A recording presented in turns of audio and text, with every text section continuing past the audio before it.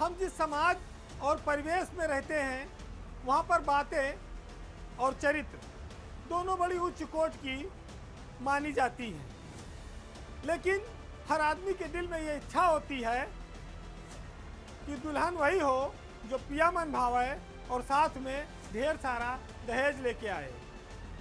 UP की bureaucracy का हाल भी कुछ ऐसा ही है। कुछ ऐसे हैं जो पिया और सरकार दोनों को खूब भाते हैं और कुछ ऐसे हैं जिनकी किस्मत का ताला बंद हुआ तो आज तक खुला नहीं। आईएएस अफसर बहुत सारे अपने साथियों की किस्मत पर रंज करते हैं। 5 साल योगी की सरकार रही, दोबारा फिर वही सरकार आ गई। उत्तर प्रदेश में सरकार भी नहीं बदली और इसी तरह कई सारे अफसरों की किस्मत भी नहीं बदली। या यूँ कह सकते हो आप कि जिन पर अफसरों पर करम चल रहा था वो करम का सिलसिला लगातार जारी है और जिन पर सितम हो रहा था वो लगातार सितम पर सितम झेले जा रहे हैं। आज हम आपको कुछ ऐसे अफसरों के बारे में बताएंगे जो सरकार के चहेते हैं, पसंदीदा हैं, जिनके पास विभागों का अंबार लगा है, और कुछ ऐसे भी हैं जिनके पास कोई काम नहीं है, वो सजा में हैं। तो ये बड़ी विचित्रता है और एक असमानता है। सरकार की पसंद और नापसंद के चलते ऐसी स्थिति ब्यूरोक्रेसी में बनी है, या आप ये कह सकते हैं कि एक तरह का ये असंतुलन पैदा हुआ है। सरकार के अगर चहेते अफसरों पर नज़र डालें तो आप देखेंगे सबसे पहले अवनीश अवस्थी, मनोज कुमार सिंह, नवनीत सहगल, नियुक्ति विभाग के चतुर्वेदी, रोशन जैकब, तमाम सारे ऐसे नाम हैं जिन पर विभागों का काम का बोझ है, अंबार है, वो सरकार के पसंदीदा हैं। अमित मोहन प्रसाद, ऐसे तमाम सारे नाम हैं, लेकिन कुछ ऐसे भी हैं जिनको कोई पूछने वाला नहीं है।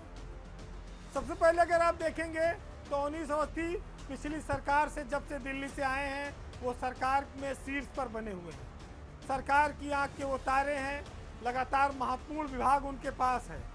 गृह विभाग, कारागार विभाग, ऊर्जा जैसे बड़े बड़े विभागों के साथ साथ यूपीडा जो एक्सप्रेसवे बनाता है उसके भी वो सीईओ है।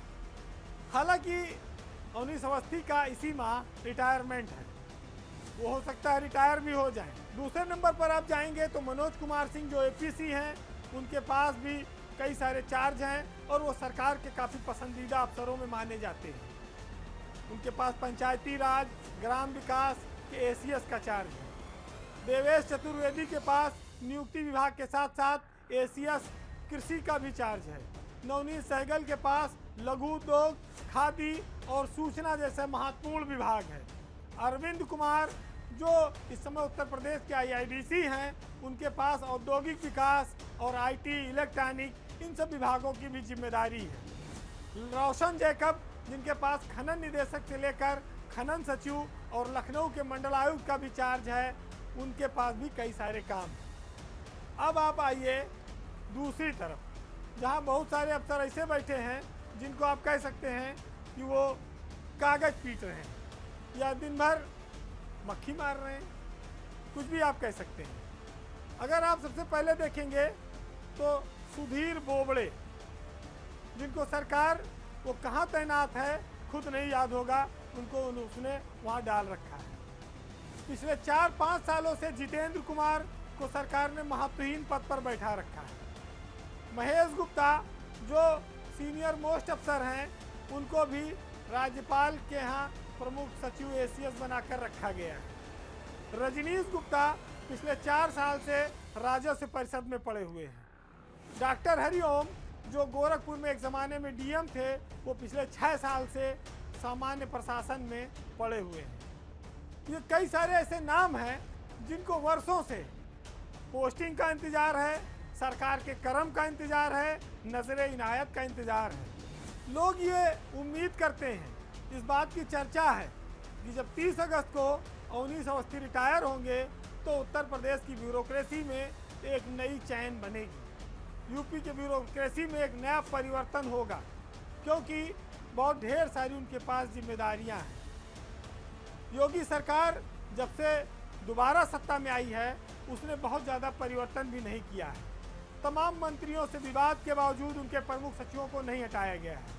स्वास्थ्य विभाग के प्रमुख सचिव अमित मोहन प्रसाद आज भी अपने पद पर तमाम तबादला उद्योग में विवाद के बावजूद बने हुए हैं। तो ऐसे में अब इंतज़ार 30 अगस्त का है, जब एक बड़ी परिवर्तन लोग देख सकते हैं उत्तर प्रदेश की ब्यूरोक्रेसी में।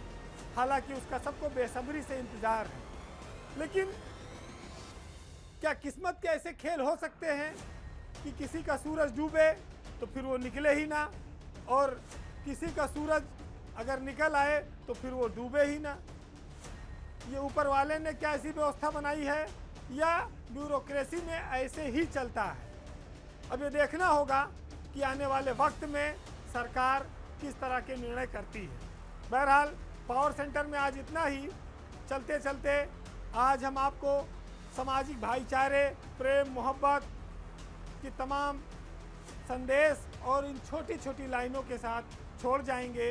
निदा फाजली जिसमें लिखते हैं कि सबकी पूजा एक सी, अलग वलग हर रीत, और मस्जिद जाए मौलवी, कोयल गाए गीत। अच्छी संगत बैठ के संगी बदले रूप, और जैसे मिलकर आम से मीठी हो गई धूप। नमस्कार।